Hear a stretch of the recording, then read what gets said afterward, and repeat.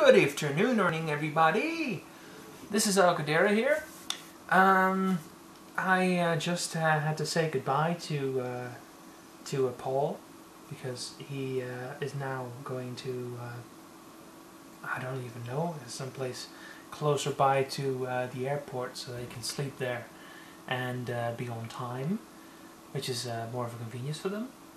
So I was kind of hoping to use this video to wish him luck, but since you're probably going to be there, Paul, already by the time you see this, I hope you enjoyed the video, and I really hope you enjoy your holiday in America.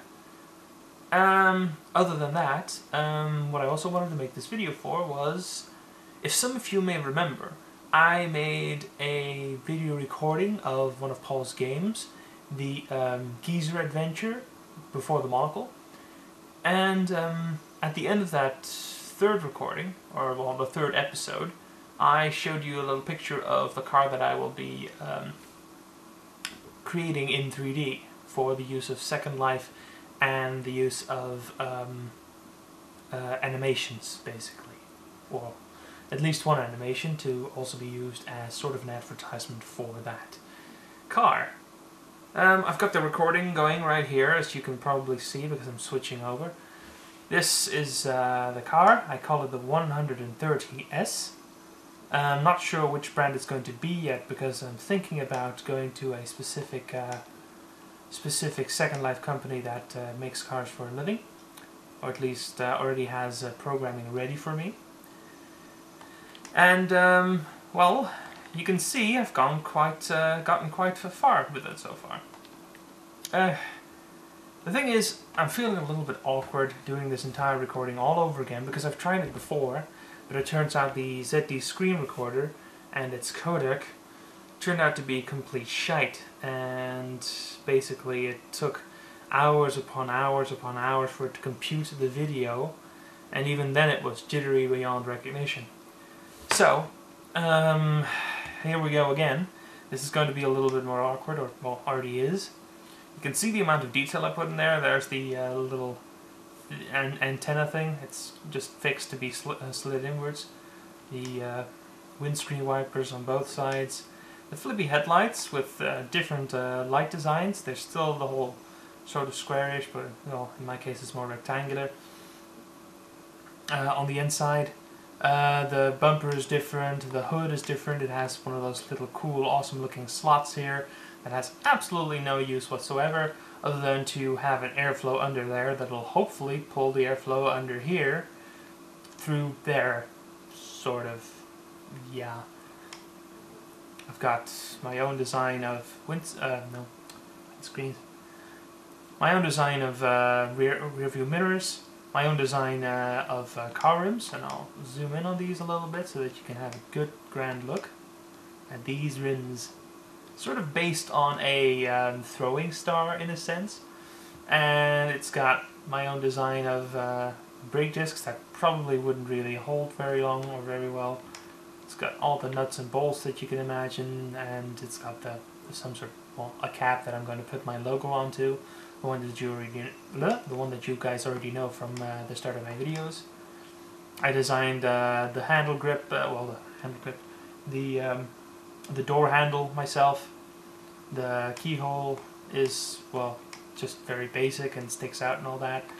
Most of the body is very familiar to the original design of the car, but I did keep a few things different, namely the depth of this.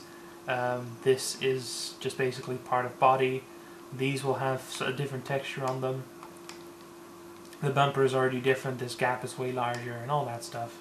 I'm not going to say which car it's comparable to, because I guess I'm not allowed to or something, I don't even know.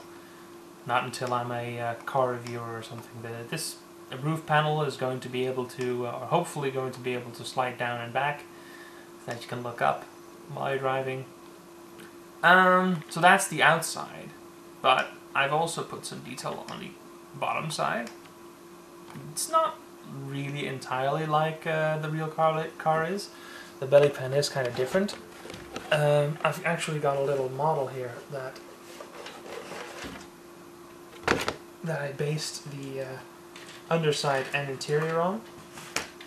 It's not a direct copy again, but there you go. This is sort of, well, this is a lot more detailed than what I'm making, but this is definitely close to, well, it is what I was inspiring everything on. And here is the inside. So, when you're seeing in this recording here, you see, well, you know, the windows are completely blacked. So, what the hell, what gives, man? So I press Ctrl Z here because I already have it like this, and you can see I already have the interior quite a ways done. I have the dashboard done already, the floor is mainly done. I'm busy doing the rear seats, and I've already got the, God, what's that part called again? The boot, yeah. And the boot lid and everything, it's all done, and you know, you got a little bit of thickness here to support the lights, at least the idea that there should be lights in there. And I really feel silly for doing this all completely the same as it has been before. The last thing I want to show you though is this hood shall be able to, oh, wait, wrong button, there we go, shall be able to open up even in game so that you can take a close look at the engine. It's not as detailed as it would be for an entire 100% realistic engine like some people do, but I figured this should at least make it look good enough for at least a prop or something. Because my main intent is this car to be used for both racing, drifting, and roleplay. But, you know, for roleplay it's not going to be too incredibly over the top. So by the wheels I have a shock absorber, sort of a fishbone structure, back and front and back. The exhaust is mainly identical to the source, but not entirely again. And yeah, this is what I've been working on for almost 2 months now. It's been quite a long time that I've been working on it, but so far, every little bit that I keep moving is a little bit that I see, you know, my dream come to life. I love doing this, I love working on this thing, especially when I got some music running.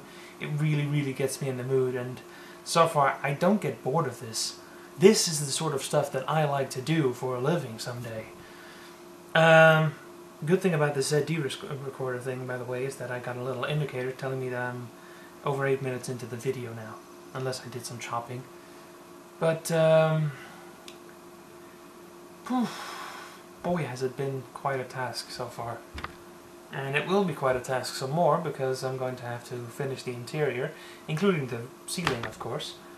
And then I'm going to have to do all the texturing. Now, the good thing is, most of the detail that would otherwise be put into texturing is already in the actual shape of the car.